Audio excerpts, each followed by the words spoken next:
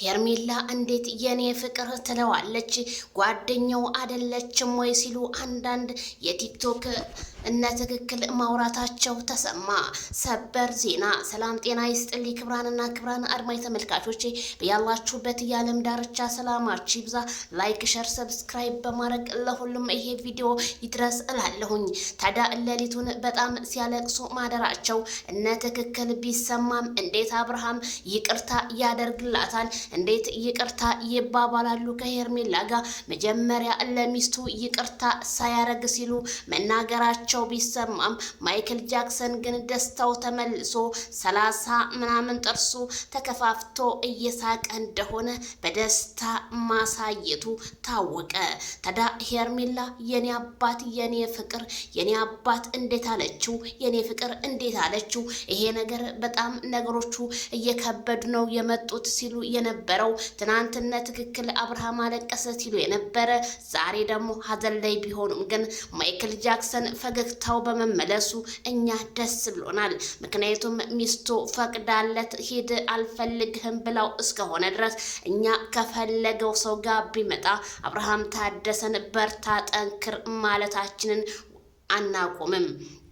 ስለዚህ ሚስቲቱ አልፈልግም ከተባለ አብርሃም መቼም ሲንግል ማም አይሆንላቸውም።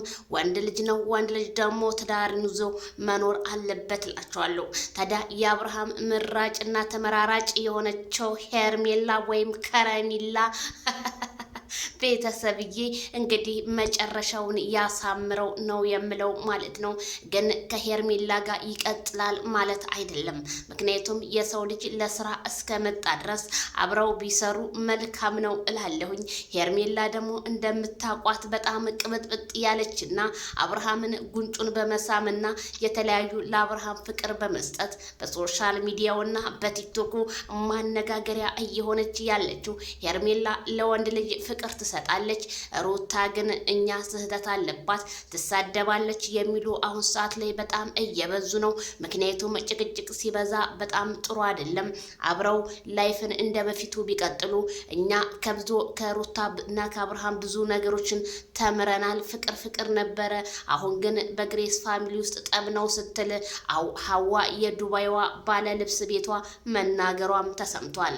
ስለዚህ በጣም ብዙዎቹን ማነጋገሪያ የሆነው የአብርሃምና የሩታ ጠብ ቢሆንም ግን ዛሬም ነገም አሳልፌ አልሰጥህም የኔ ፍቅር ካሁን በኋላ የፈለክበት ቦታ እወስድሃለሁ ብትልም ሄርሜላ አድናቂዎቿም ሌሊቱን የሄርሜላ አድናቂዎች የኔ ቀበት ልፋትሽ ሁሉ እንዲሁ አልቀረም እያሉ ደስታቸውን ሲያበስሩ ሌሊቱን አድረዋል ማለት ነው።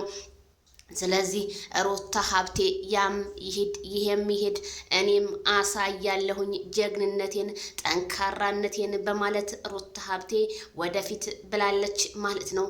ዛሬ ታዲያ ሩታ ሀብቴን ሁሉም ሰው ካሜራውን ደቅኖ በጉጉት እየጠበቃት ነው።